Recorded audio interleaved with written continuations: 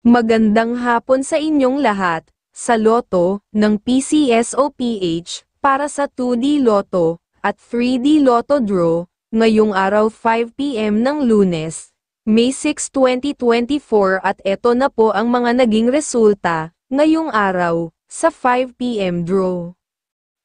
Para sa 2D Lotto, 5 PM Draw ngayong araw ng Lunes, May 6, 2024, ang mga lumabas na numero ay number 18 at number 6 in exact order.